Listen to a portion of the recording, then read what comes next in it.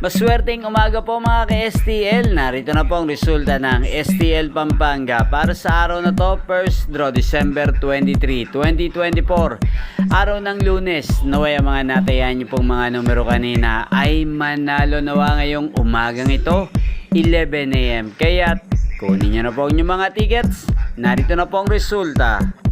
Ang mga numerong nanalo sa STL Pampanga ngayong umagang ito, December 23, 2024, 11 AM. First draw result, 18 at 14 in exact order. Sa lahat po ng tumaya kanina sa STL Pampanga para sa first draw ng 18 at 14, congrats po sa inyo. At ngayong umagang ito sa STL Pampanga, shoutout po natin si Ate Lori.